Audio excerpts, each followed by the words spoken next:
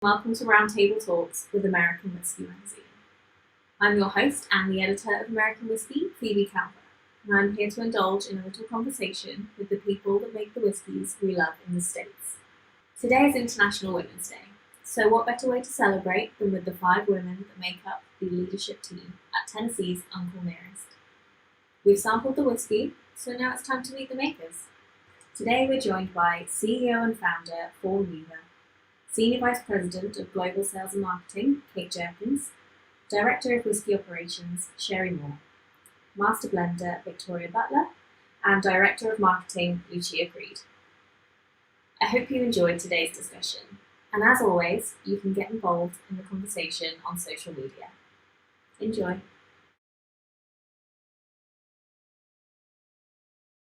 Yeah, so for Fawn, we're lucky enough now to know the story of the man behind the brand. And I'd be interested for you to tell us a little bit more about how this team came to be, and how you chose everybody. Yeah, well, my first team member on board was super simple, Kate Jerkins, because she was already with my company.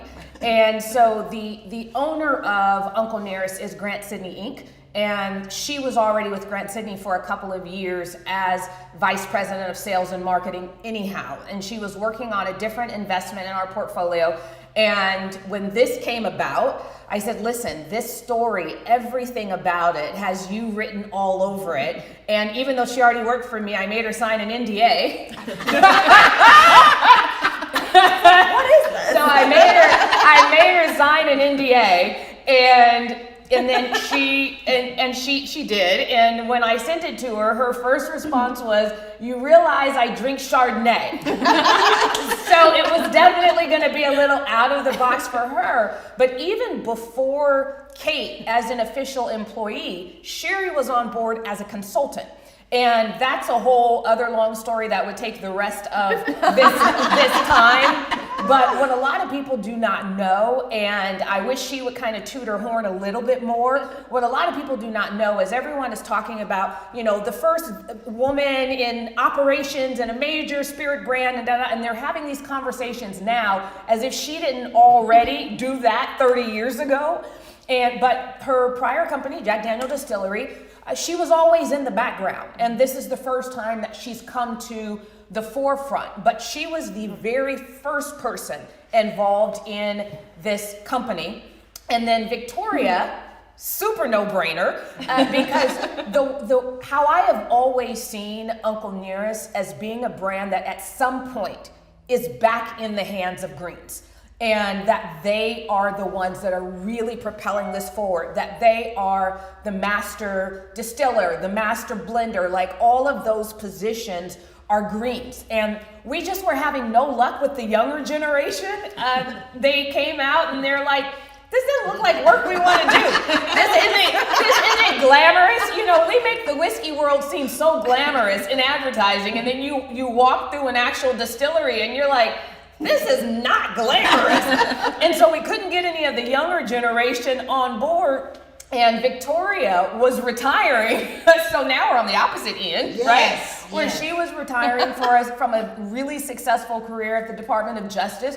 And we had a conversation, and I asked her, when you retire, would you might consider coming out of retirement in order to carry on your family's legacy? So obviously Victoria is Nearest's great-great-granddaughter, and I didn't even know where she would fit. I just knew I wanted a Green to be who led this company as we continue to proceed. And then Lucia is the newest member as we continue to grow. Poor Kate, as the head of sales and marketing, was doing a whole lot of sales and a whole lot of marketing. And finally, we looked at our team and said, what completes the team?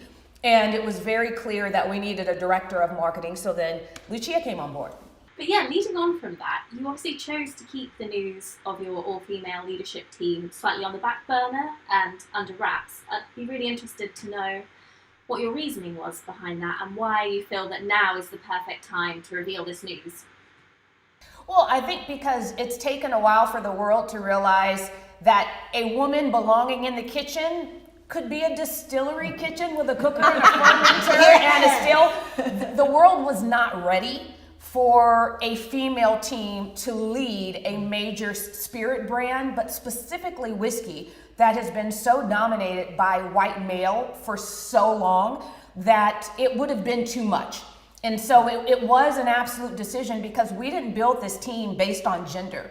I built this team based on who was the best and who could really, really do what needed to be done in order to make sure that 200 years from now, this company is still growing. It just so happens that we were all women. And I actually did not realize it until maybe a year or two into all of it. And I was talking to someone in the press, and I was mentioning the leadership team by name and what they did. And the person said, wait a minute. Is your whole team, because we don't sit in a room like this. We're in different areas. So she's in California. And so and it wasn't until the question was asked that I realized, oh wow, we're all women. And so I wanted to make sure that people respected the brand, for everything it is, for the juice in the bottle. All of the awards needed to precede gender. And that's what we did. You absolutely nailed it as well. And I do think that, what you said there is so true, in that, it's you're all amazing in your own fields and in what you're doing, and it's the fact that you've all come together, and it's happened to be this way, but it gives so much hope for so many women in so many different industries as well. I think not just whiskey, to see something like this, it's amazing. And actually, kind of, you've briefly touched on it, but how much of an obligation do you feel to speak out and show the world what you're doing, for all women in all industries out there? I mean, do you see it as an obligation, or is it kind of, it's what you're doing, it's part of Uncle Nearest? Like a celebration and an obligation. What she said. Right? It's like celebrate it. I think and I think that's what's so fun about this. It's a celebration. It wasn't planned. There's no obligation to show it, but let's celebrate female leadership and go kick some butt together. Yeah. By the way, that was me toned down. Listen. This is the UK. Do you guys even bleep curse words out? Do you bleep curse words out? Or are you good? I'm good. Okay, good. Well, this will be helpful because she's a sailor. And I'm a sailor too. I don't know. I think y'all are both equal sailors. Yeah. So yeah, we get along. So just clarifying that no beeping will be necessary. So actually, that kind of leads on to what I wanted to ask you, Kate, in terms of, what is the story within the whiskey world, but also the business world on the whole, that you hope to be able to tell with this team? Yeah, I mean, again, I really just think, if anything, it's back to that word celebration, but just for us, just to show powerful female leadership is really important. I grew up career-wise in the hospitality world, and my last position I had there, they were looking at general managers of luxury hotels and realized there was no females involved. And so, in the last few years, I think people are making a really concerted effort to bring women into leadership. So I was part of this leadership acceleration program with them to get more female leadership in the hotel world. I think we're on our way in the industry here, just not as much. But I really think there's some amazing organizations right now in the spirits industry celebrating women in leadership. And we just need to keep doing that. We just need to keep shining and running successful companies. And, we're just going to keep paving the way. I couldn't agree more. And one thing to consider, Phoebe, is when we launched in July of 2007, if you go back and you look at female leadership in the spirits industry at the top level at that time, it was almost non-existent. Now we've got it at Diageo, we've got it at the head of Jack Daniel, we have it at a lot of the big guys now. I think Pernod just put up pretty powerful. So across the board, you are now seeing women in these leadership roles, but they weren't there before Uncle Nearest began. So I do believe that when you're talking about a brand that comes out of the gate with an enormous amount of success, with female leadership clearly dominant, that what that does is that says to other men in leadership, oh, wait a minute, maybe they can do this. Maybe they have the ability to deal with all of the weight and the pressure that comes with this and not get emotional, which is, kind of the thing that they talk about it. And so I do think that it is the case that the more of us that are out there, that you will begin to see more and more in leadership across the entire spirits industry. So leading on from that, Sherry, I have a question for you. I'd like to know if the pressure of knowing if you're still making the right move weighs as heavy at this point in your career as it did when you were first starting out. Bearing in mind it's been incredibly career. Probably the easiest decision I ever made was to come back. Just the thought of coming back into making whiskey again just stirred something in me. I started in the industry in 1975, so I had a passion for it.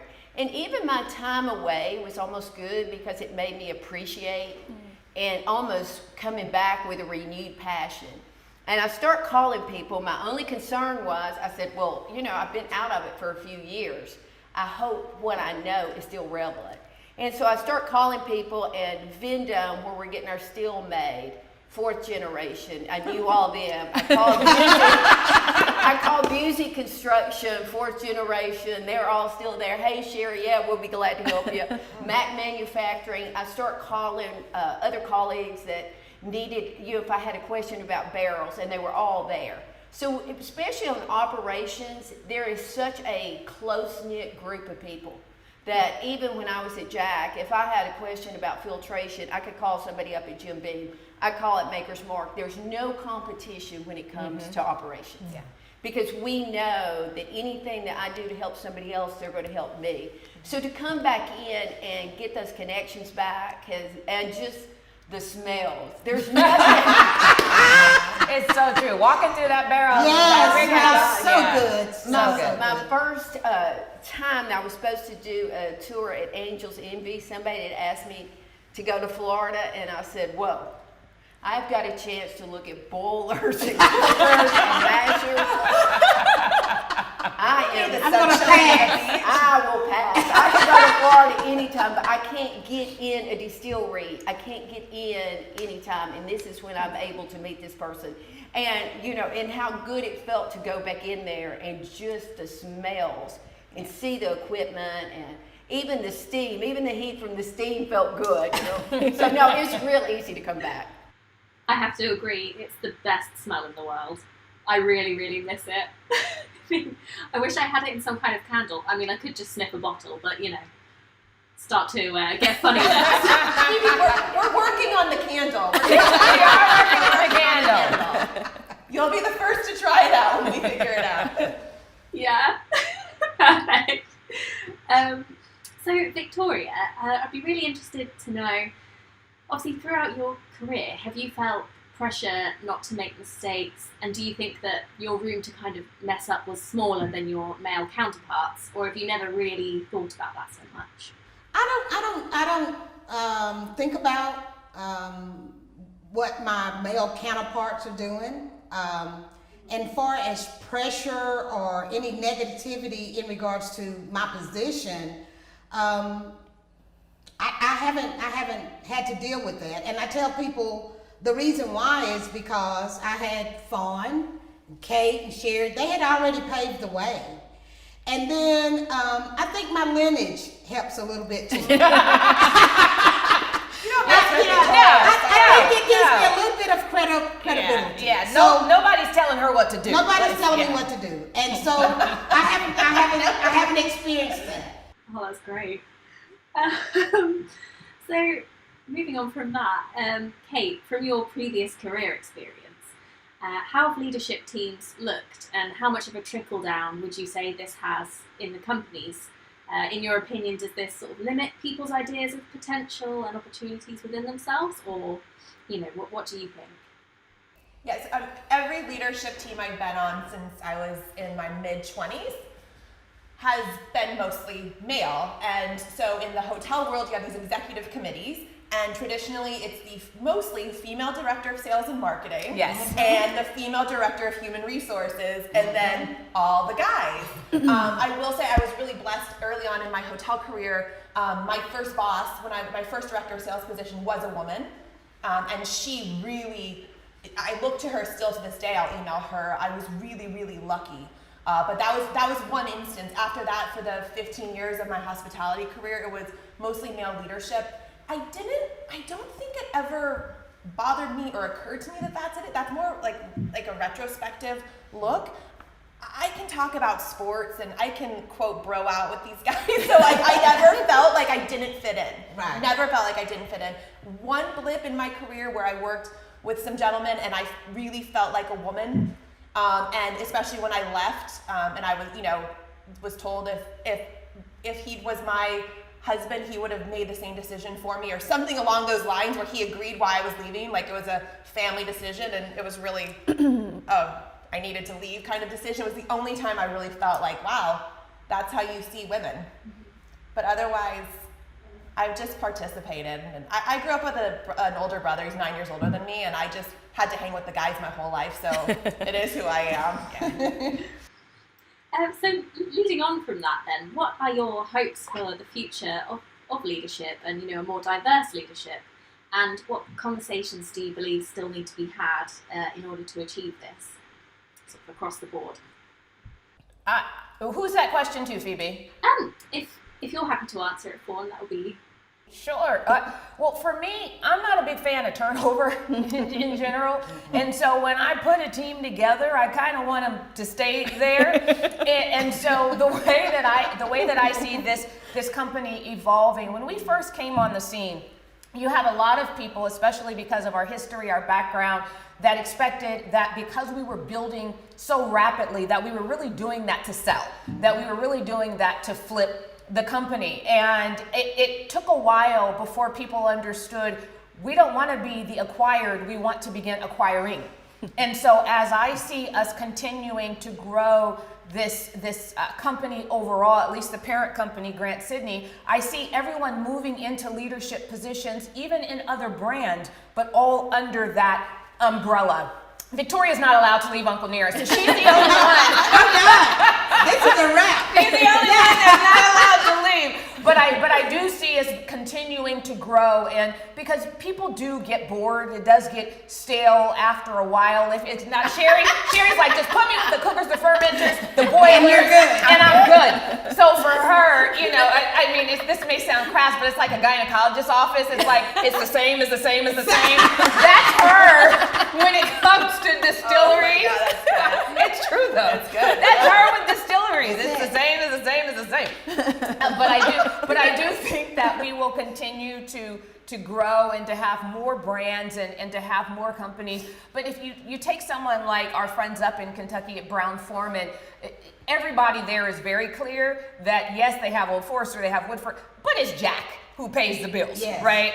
Uncle Nearest will always be that for our company, but I do see us continuing to grow and to branch out and to build so that we have the ability and the resources to remain independent for generations and generations and generations to come. I think one of the things that goes wrong is assumptions. Far too often, people make assumptions that women don't enjoy a good glass of whiskey, and I think the assumption has been made as well that women don't have what it takes to be in those leadership roles in the spirits industry. What is going right is us. Yes. We are visible, and we have made it very clear that a woman is versatile.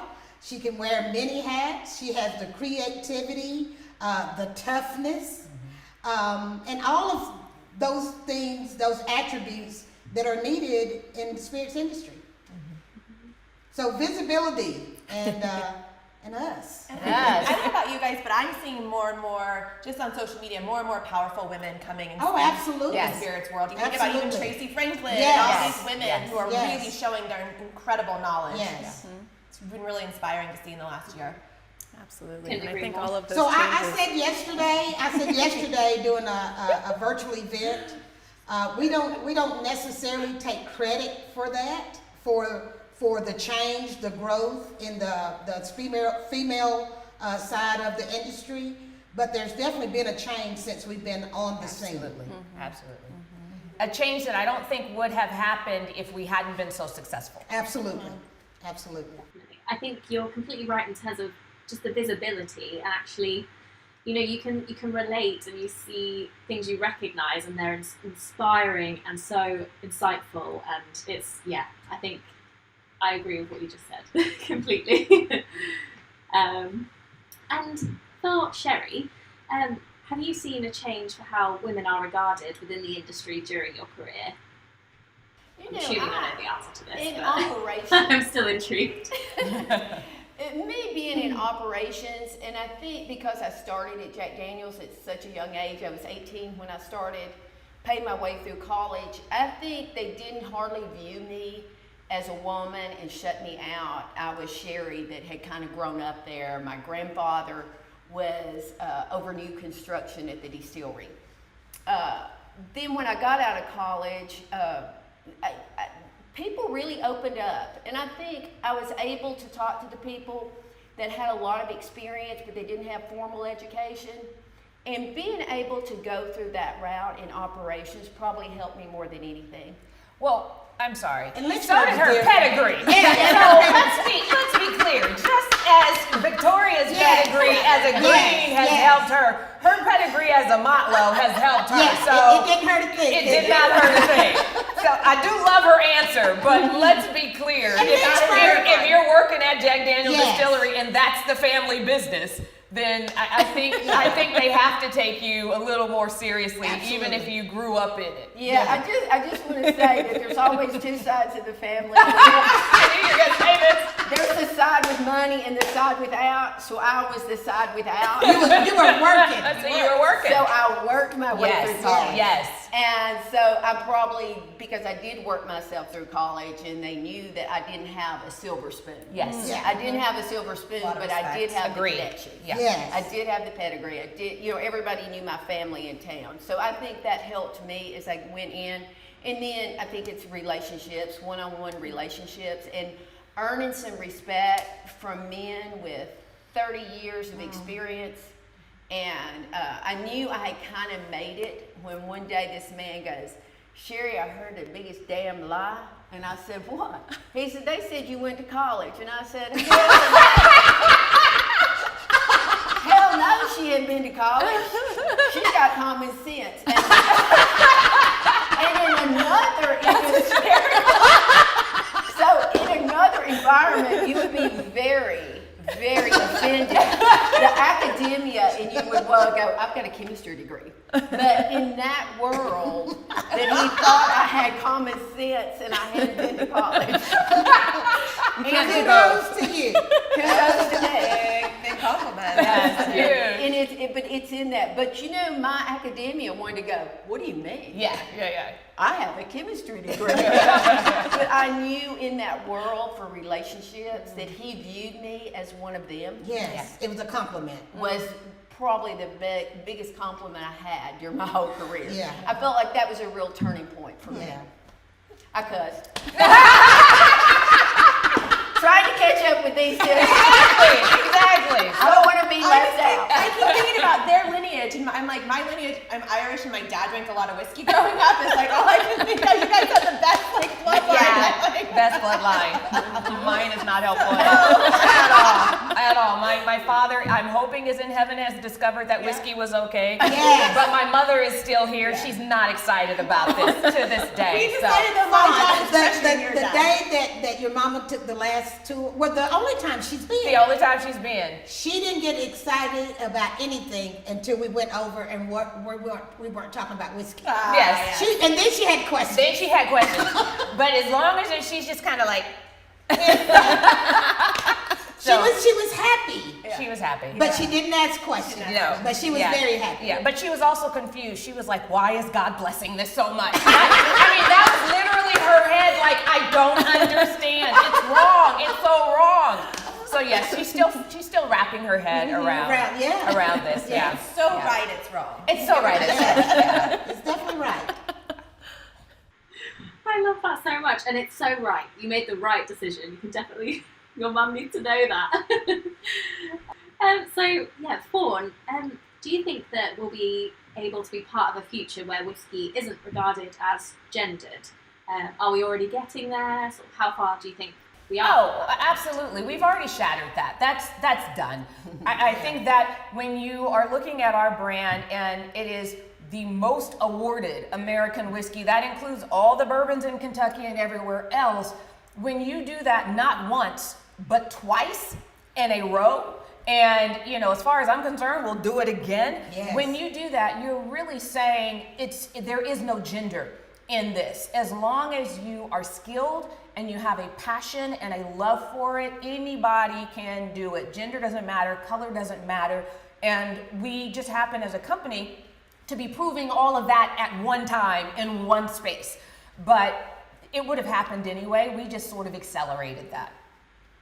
It really is incredible to watch it happening as well and what you're achieving here. It's honestly brilliant. So kind of coming towards the end of my questions, but I'd be really interested to know, this is maybe a slightly broad way of putting it, but what is your why? Why do you get out of bed in the morning? What keeps you inspired? And this goes out to all of you really, so whoever'd like to start. Let's start with Lucia and just... All right. It's going to all be the same. Yeah, exactly, right? I think that there are a couple. I think absolutely cementing the legacy of Nearest Green.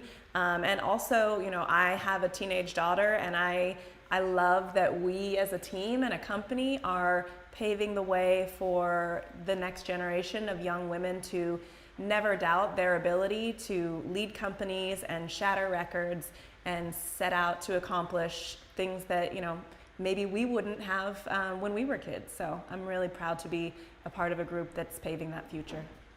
Love that. I mean, what gets me out of bed every day, I will say I love my job. What gets me out of bed every day is my family, first and foremost, my 3 kids, my husband, who without this I could not be here doing what I'm doing. Hearing my 9-year-old son say things like, "Mom, you're a vice president?"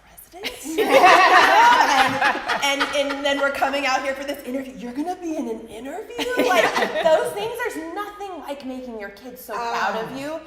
So that's a real joy. Even my husband texting me today, and his support means everything. But we go to work every day to honor the legacy of Nearest Green. I could not be more grateful for this opportunity, and it's just it's a joy to go to work in my dining room every day. So yeah, absolutely.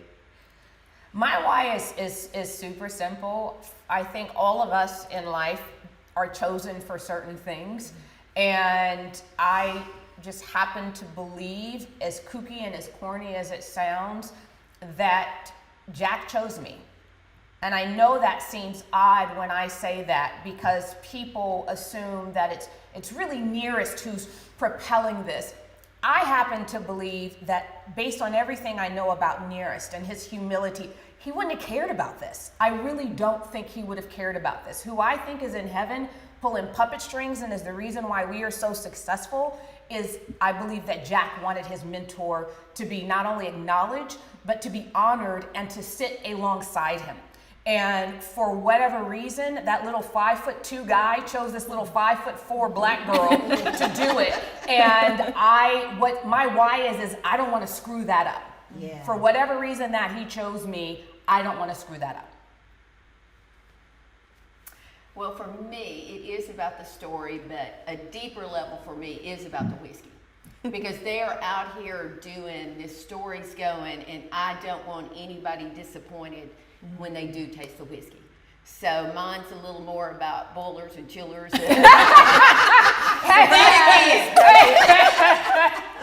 I don't want any disappointment when people take a drink. Well, mine is kind of twofold. Of course, again, I have a little bit different, I don't know what the word is, not dedication for sure, because if you took a poll of our company and talk to everyone, they would say about the same thing as me, even though Nearest is my great-great-grandfather. But I'm kind of like Sherry, I don't want to screw it up. I jumped into a career that I had no idea about, and I don't want to screw it up. So my why is ensuring that I do my part in making Nearest Screen's legacy the best that it can be, and that my family, and that includes my whiskey family, are always proud of what I do. So, Fawn, I have another question for you, if you don't mind. How much responsibility do you feel when it comes to showcasing your capabilities as an all-female leadership team, which, in my opinion, are second to none and pretty incredible?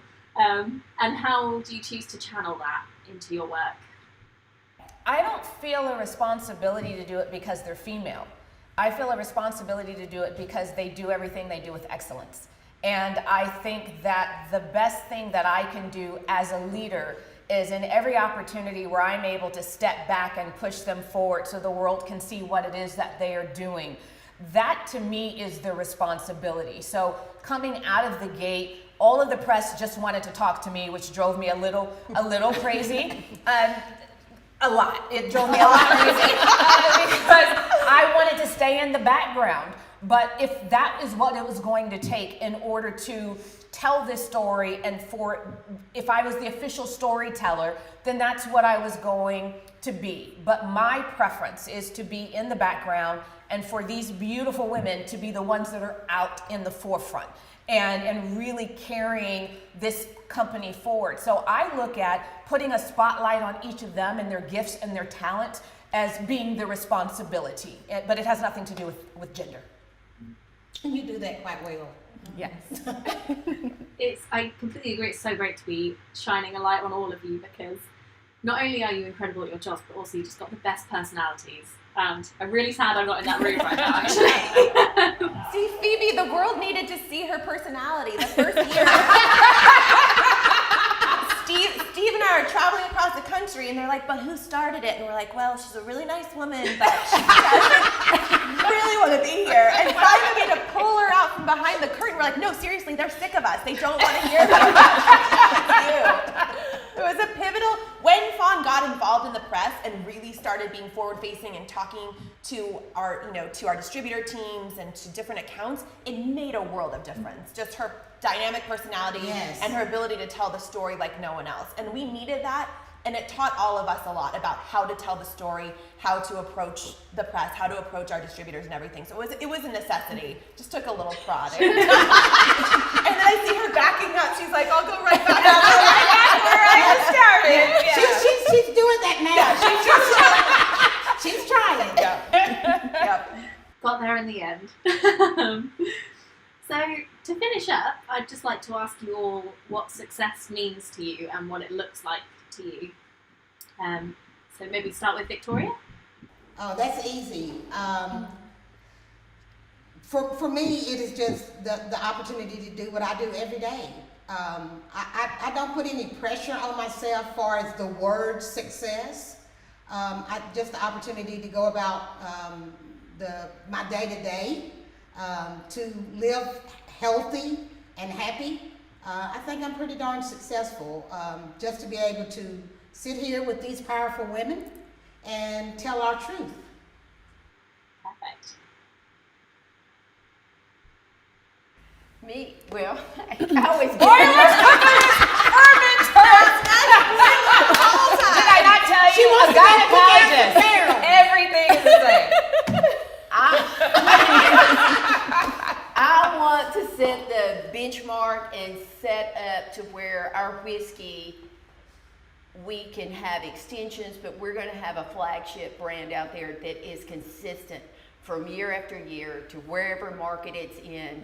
When you taste Uncle Nearest, it's the same. And that takes a lot of nerdy, doing everything every day, the details.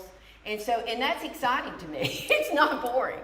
Is that we're designing our distillery, and especially when we have our distillery, that we have our process down to the T that in 30 years from now, they may be tweaking it, but we've set the benchmark for that. And we'll have experiments going with different barrels, different things, so that if there is a line extension, we already have the data to show it. So that's mine.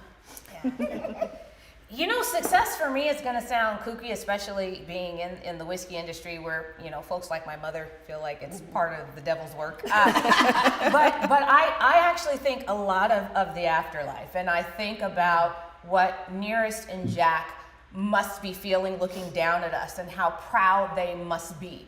And I want to make sure that when I am there and I'm in that position and I'm looking down at this company, that we have built the success so large and so grand that no matter how poorly someone might come in and run it, they still can't screw it up. When you look at generational companies, there's almost always one of the kids that is a wreck. Yes. But because the parents or the grandparents built it up so that it was so fortified that even that person couldn't screw it up. And so that's what I look at as my responsibility as a leader, as our responsibility, is to build this so that it is so big and so grand that when I say it, and I say it a lot, but it for me, it's not cliche, but it could be because it's out there a lot. But when I look at 200 years from now, I want to see Johnny, I want to see Jim, I want to see Jack, because we know they're going to be there. But I want Nearest to be on the same exact level with all three of those guys. And that doesn't happen unless we do it in this generation first. Yep. Gosh, for me, I think I look at success in little bits and pieces, and I think just the launch of our brand in July 2017 was a success. The next day we celebrated, like it was the day after your wedding, you know, and you're all like, remember this, and remember that, and then it was like, cool, but on to the next, you know, and I think this, in 2020, as hard of a year as it was for so many people, I actually consider that year our biggest success. For me in my career, the company, we pivoted, we kept employee morale like right here. We outsold the prior year 3 times, and we're on Oprah's list, and we were, you know, so we had the Master Blender of the Year, the Spirit of the Year for wine. It was just such an incredible year, which is great. We've celebrated. I think this year will be even more successful, and that's how I'm looking at it, just in little bites. And we're working on celebrating those successes. We are all really hard workers, heads down, and we have all kind of, especially the two of us, have really like put pressure on each other to stop and be like, that was really cool. Yeah. That was great. Yeah. I'm terrible at that. So she said we, but it's really me. That was the proverbial we. It is. I really need to get that together. We are in this together. I did not. I grew up where excellence was the expectation. It was not the celebration. And so it's like you get straight A's. That's not really to celebrate. That was actually the expectation. Right. So in my head, my goals that I set for this company are so big. When we reach it, for everyone else, it's like, what? 9 straight quarters of triple-digit gains? That's insane. And I'm like, yeah. This is the 10th. We need, and so, but that's just how I'm wired. And so we are working on that. We. So good. Well, I would have to say, our company does have incredible expectations for success. And for me, success would be to ensure that our fantastic sales and marketing team has everything that they need from behind the scenes to go out and continue pounding the pavement, creating that legacy, and sharing the story of Nearest Green. And to be able to do that in a way that that I can have balance and still, I have a wonderful son and daughter and partner, and being able to do all of that and still come home and have a lot left over from them. That would be success for me. That is perfect. You just rounded that up so nicely. But that is all of my questions, and it's been such a joy to get to speak to you all and to get to know you a little bit better, and for everyone else to get the same pleasure.